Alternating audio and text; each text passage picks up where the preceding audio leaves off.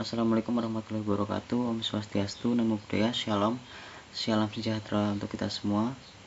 Kali ini kami dari kelompok 13 ingin memaparkan atau mempresentasikan hasil kerja kami atau materi kami dengan judul fungsi produksi atau teori produksi. Sebelum presentasi, kami akan memperkenalkan diri. Yang pertama, saya Aditya Pramudito dengan NIM 2022 008 011. Kemudian Saya Dea Anissa dengan NIM 2022 008 031. Oke, untuk materi yang pertama akan saya jelaskan. Kita masuk ke sini organisasi produksi.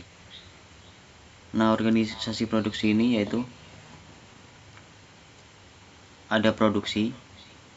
Jadi produksi itu adalah perubahan input menjadi output.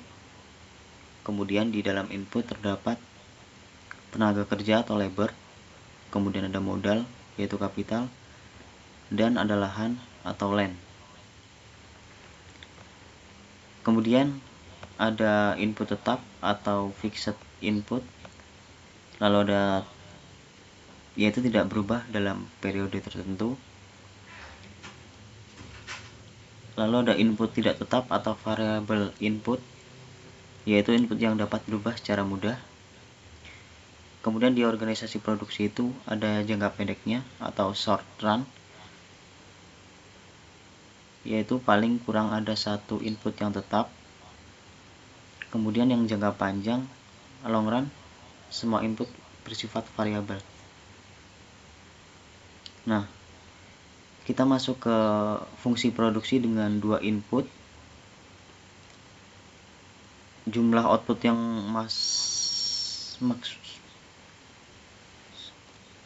maksud saya yang dapat diproduksi dengan kombinasi input yaitu ada K di kiri atas, kemudian ada L di kanan bawah, dan ada Q,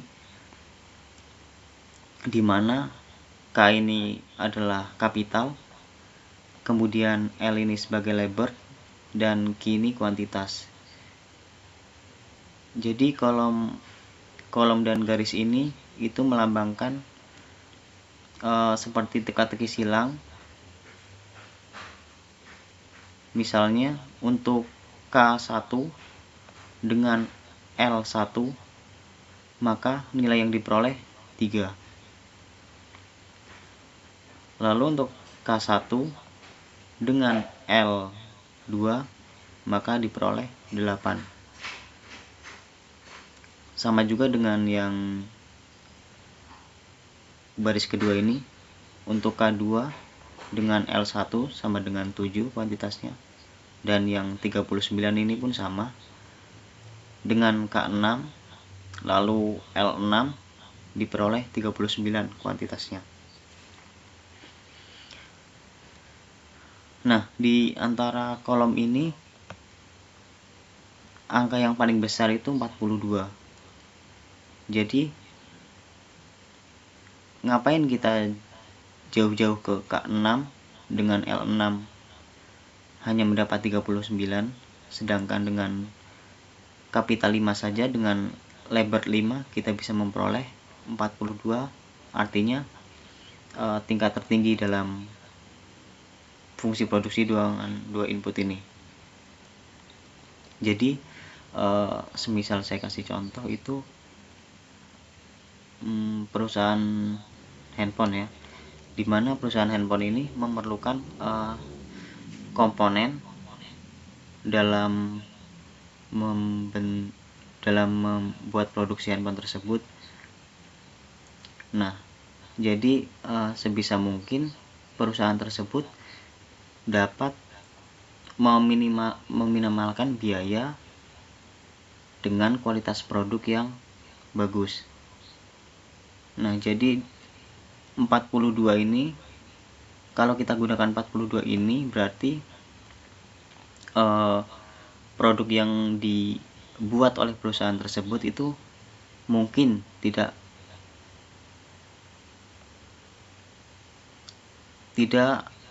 dapat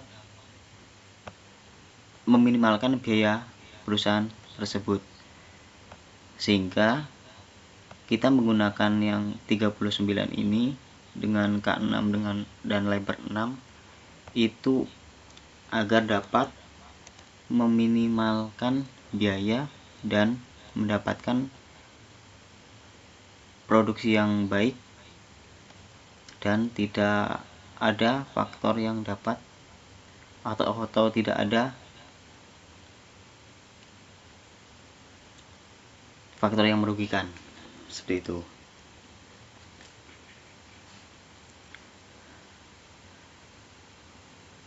Kemudian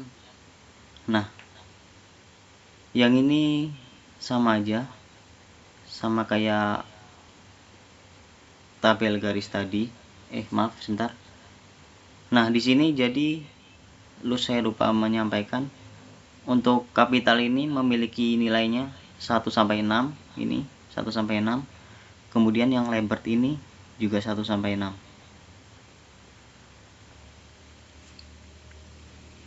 Nah, kita masuk ke fungsi produksi dengan 2 input, yaitu permukaan produksi diskrit, di mana 42 ini masih menjadi tinggi, sama seperti garis dan kolom sebelumnya, dengan lebarnya 5, lalu kapitalnya 5 diperoleh 42, dan 39 dengan lebarnya 6, kemudian kapitalnya 6 diperoleh 39. Begitupun seterusnya.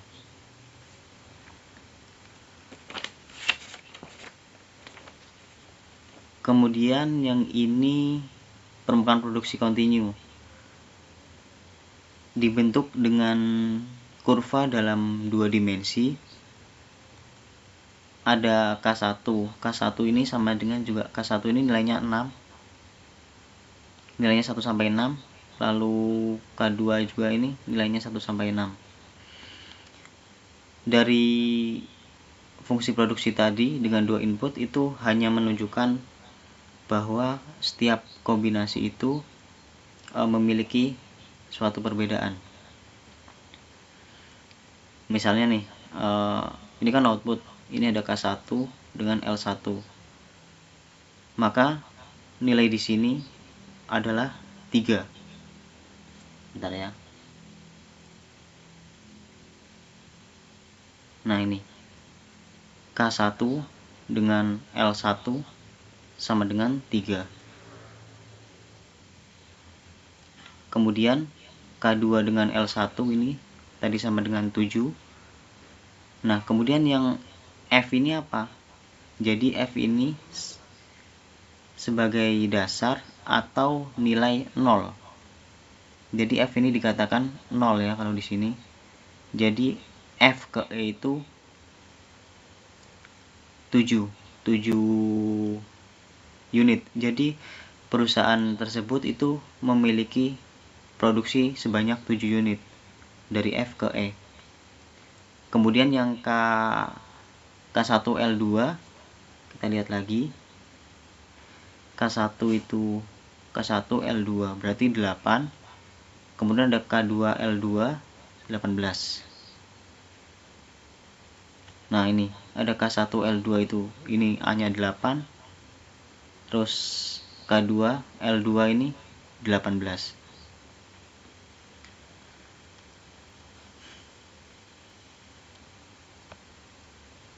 Sudah, seperti itu sih.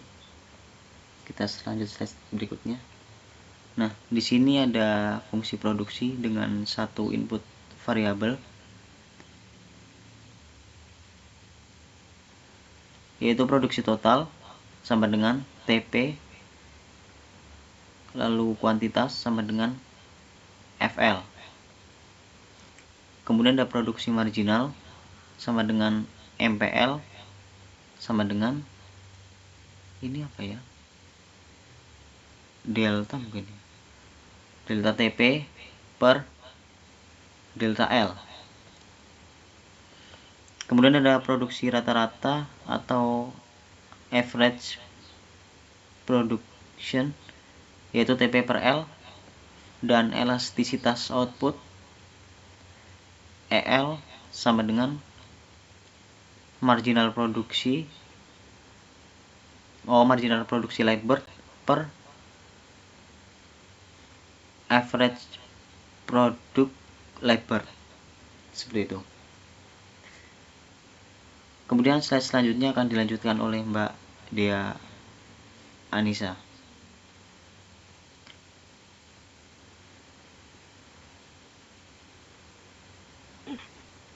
Baik, terima kasih kepada Mas Adit. Oke. Kini saya akan menjelaskan tentang fungsi produksi dengan satu input variabel. Produksi total, marginal, dan rata-rata tenaga kerja serta elastisitas output. Jadi yang pertama, pada lebarnya 0, kuantitasnya 0, maka marginal produk, average produk, sama elastisitasnya pun tidak ada karena perusahaan belum memproduksi apa-apa. Tenaga kerjanya pun tidak ada. Lalu saat tenaga kerjanya 1, lalu kuantitasnya 3, maka untuk mencari MPL-nya itu tadi delta TP dibagi delta L. Jadi MPL sama dengan, untuk mencari delta TP-nya ini, itu TP sama dengan kuantitas. Nextnya lagi, Mas. Nah. Sebentar.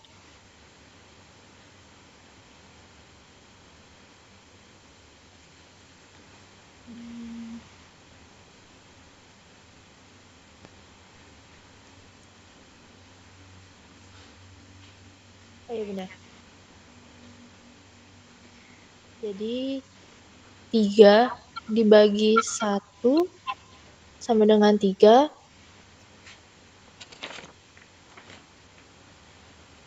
Lalu mencari APL-nya,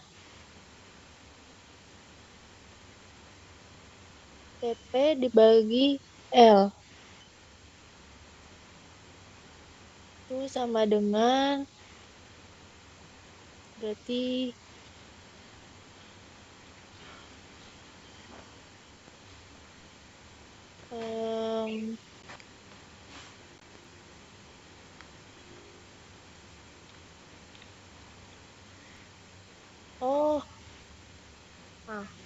jadi gini, untuk mencari MPL-nya yang di lebar pertama, karena dia cuman, jadi mencari MPL ini tuh, MPL ini merupakan selisih dari kuantitas 0 nih, kuantitas pertama dikurang kuantitas yang 0, karena 0 dia belum ada kegiatan produksi, jadi 3 dikurang 0 sama dengan 3. Lalu untuk mencari MPL yang lebar 2, itu caranya kuantitas kedua 8 dikurang 3, jadi hasilnya 5. Jadi MPL ini selisih antara lebar yang misalnya sekarang 2, itu dikurangi dengan yang sebelumnya. Jadi lebar ya. Jadi 8 dikurang 3 sama dengan 5, lalu pada lebar 3 terjadi peningkatan lagi, kuantitasnya menjadi 12. Jadi 12 dikurang 8 hasilnya 4. Lalu ada peningkatan lagi pada lebar keempat. Jadi selisihnya 14 dikurang 12 sama dengan 2. Lalu pada lebar kelima itu stabil, jadi tidak ada peningkatan. Jadi 14 dikurang 14 sama dengan 0. Jadi tidak ada penambahan tenaga kerja. Lalu yang lebar ke-6 ini terjadi penurunan. Jadi 12 dikurang 14 sama dengan min 2. Lalu untuk mencari APL-nya, itu rumusnya balik lagi ke slide yang sebelumnya, Mas. Nah, untuk mencari APL-nya itu TP atau total produk dibagi lebar. Next-nya lagi. Kelewat, Mas. Nah, jadi untuk mencari APL-nya ini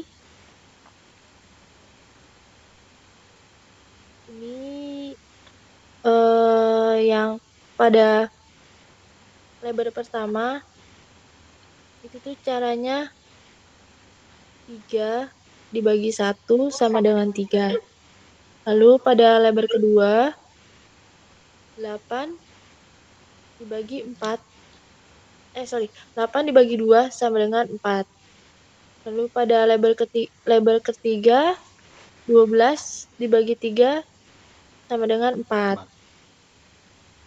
Sampai seterusnya. Lalu mencari elastisitas lebar. Sebelumnya, Mas. Nah, untuk mencari elastisitas lebar ini, caranya itu MPL dibagi EPL. Next. Nah, di sini MPL dan APL-nya kan sudah diketahui ya. Jadi tinggal pada lebar pertama itu 3 dibagi 3 sama dengan 1. Lalu lebar kedua itu 5 dibagi 4, maka hasilnya 1,25. 4 dibagi 4 sama dengan 1, dan seterusnya sampai ke lebar 6. Next. Nah, di sini ada grafik.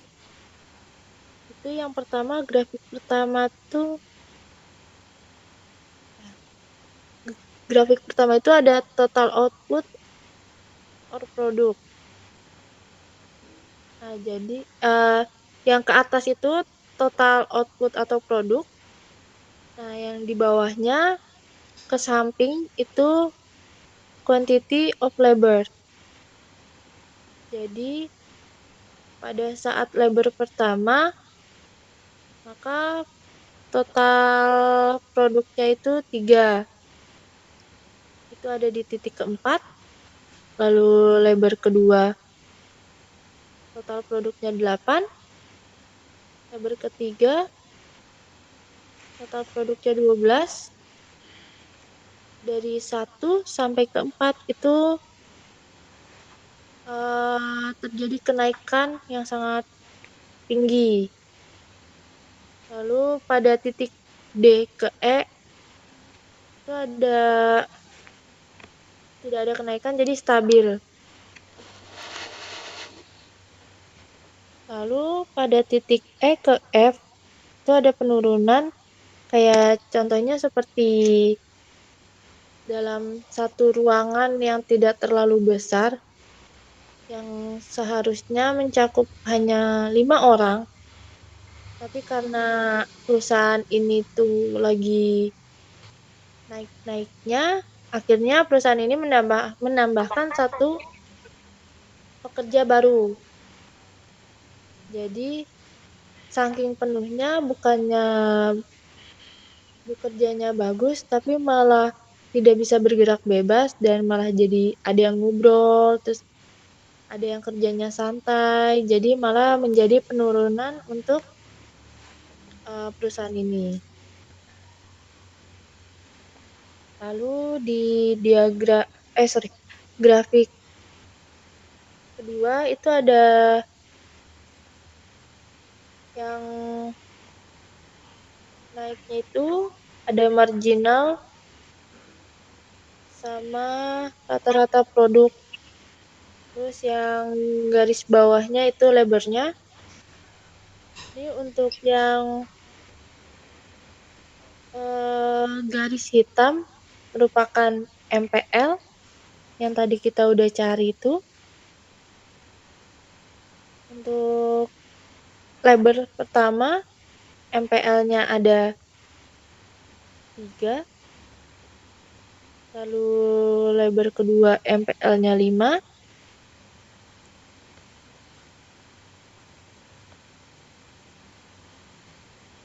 terus lebar ketiga MPL-nya 4, dan seterusnya. Nah, untuk garis yang biru ini, itu untuk lebar pertamanya adalah 3, lalu lebar keduanya 4, terus lebar ketiganya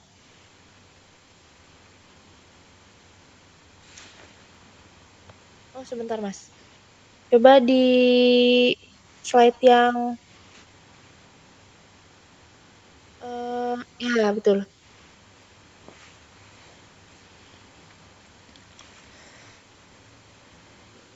Tadi yang MPL lebar kedua MPL-nya 5,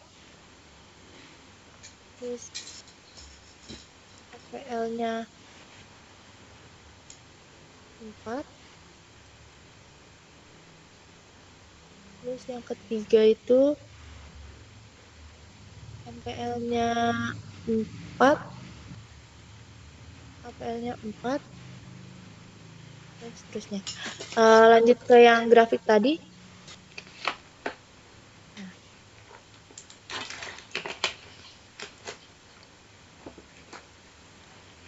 kan tadi ada yang sama-sama ya, APL sama MPL-nya. Nah, yang sama nih itu menjadi titik potongnya.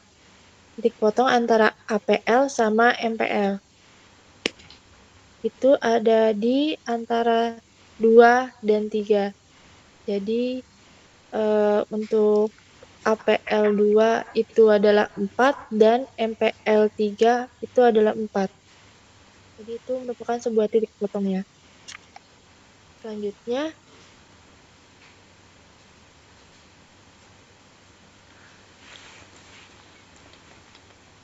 Selanjutnya adalah fungsi produksi dengan satu input variabel.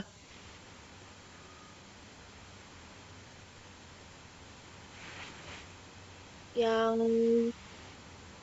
ke atas adalah total produk, yang garis bawahnya adalah lebar. Jadi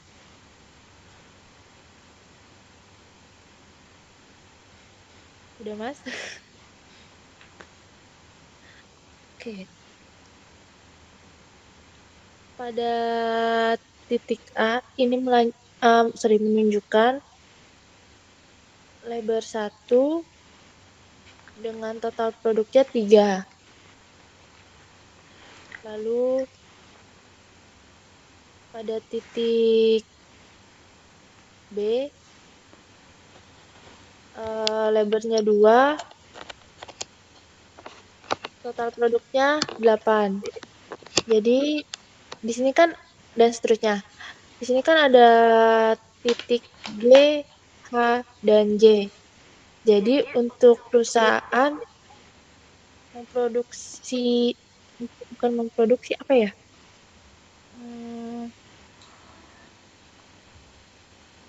Perusahaan tuh yang bagus untuk produksinya itu ada di titik G sampai H. Karena dari G sampai H ini perusahaan produksinya itu sangat cepat dan banyak, sedangkan pada titik H ke J itu sudah mulai landai, lalu titik J sampai seterusnya itu malah menjadi sebuah penurunan bagi perusahaannya. Lalu untuk grafik selanjutnya yang sebelahnya yang bawahnya itu ada MPL sama APL. Lalu di bawahnya adalah labor. Jadi sama kayak grafik yang sebelumnya tadi, untuk stage pertama itu ada titik G, terus stage keduanya itu ada titik H, lalu stage ketiganya itu ada titik J.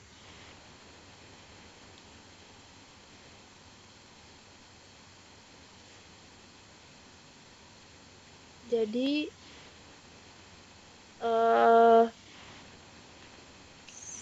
kesimpulannya sama kayak perusahaan itu lagi naiknya itu pada saat titik G ke H. Dari H ke J itu agak landai dan J ke terusnya malah menjadi penurunan.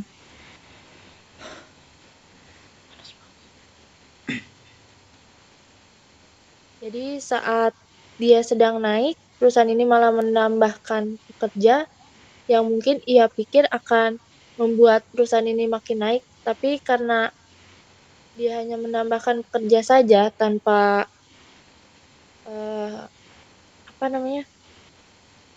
mengupgrade tempatnya juga, itu malah menjadi suatu kendala bagi pekerjanya dan malah jadi penurunan bagi perusahaannya. Nextnya lagi.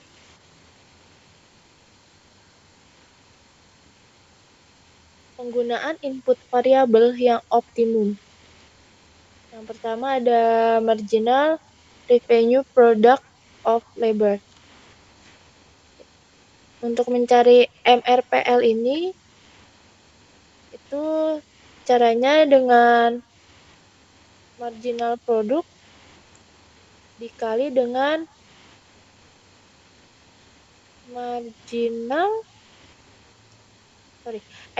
MP dikali dengan MR. Terus yang kedua, ada marginal resource cost of labor. Jadi MRC sama dengan delta TC dibagi delta L. Yang ketiga ada optimal use of labor, MRP sama dengan MRC. Next. Nah, penggunaan input variabel yang optimum. Di tabel ini penggunaan L optimal saat L sama dengan 3,5. Jadi caranya untuk mencari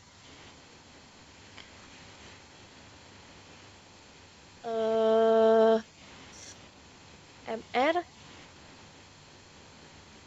itu tadi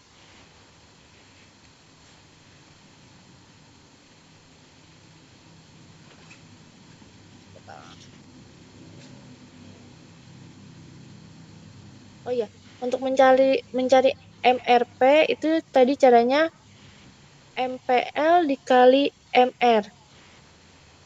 MPL-nya 4 dikali dengan MR-nya 10 sama dengan 40. Lalu sampai seterusnya MPL-nya 3 terus MR-nya 10 jadi hasilnya 30. MPL-nya 2 dikali MR-nya 10 hasilnya 20. Terus MPL-nya 1 dikali MR-nya 10 hasilnya 10. Lalu MPL 0 dikali MR-nya 10 maka hasilnya 6. Lalu yang mencari MRC-nya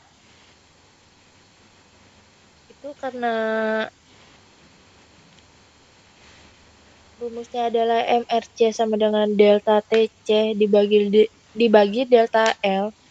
Sedangkan di sini delta TC-nya belum diketahui. Jadi caranya ada dan MRC-nya sudah diketahui. Jadi caranya itu 20 MRC sama dengan delta TC dibagi delta L. Nah, MRC-nya kan sudah diketahui nih 20. Jadi sama dengan delta TC dibagi L-nya sudah diketahui sama dengan 2,5. Nah, untuk mencari delta TC-nya ini itu 20 dikali 0,5 sama dengan 10.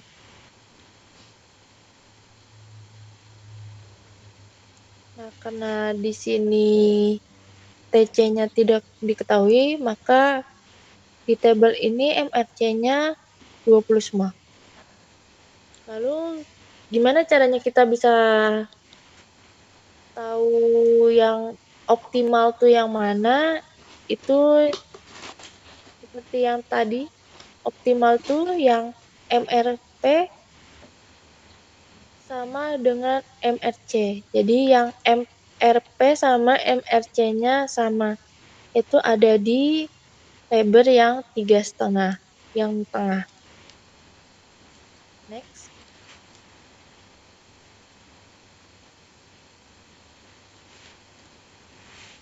Lalu yang terakhir ada penggunaan input variabel yang optimum.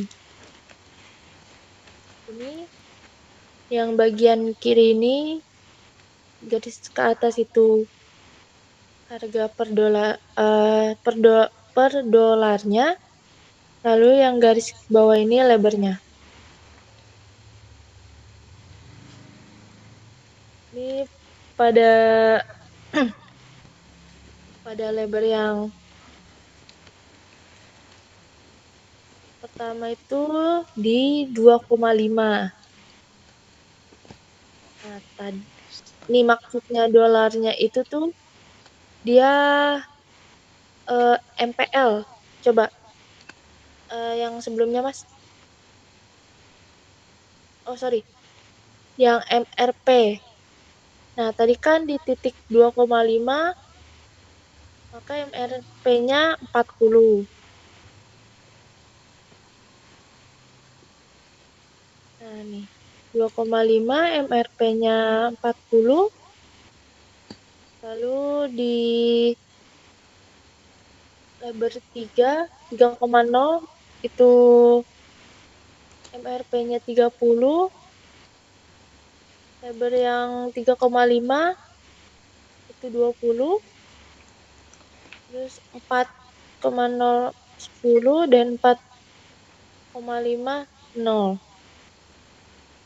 Jadi di sini kan tadi sudah diketahui yang optimal tuh ada di lebar yang ke 3,5. Jadi digarisin ini sebagai titik MRC sama dengan W sama dengan $20. Terus DL sama dengan MRPL. Sekian dari penjelasan saya. Oke, presentasi kita sudah selesai. Apabila ada kesalahan kata baik sengaja maupun tidak sengaja mengenai materi yang kami sampaikan, kami mohon maaf. Terima kasih sudah menonton. Salam dan bahagia.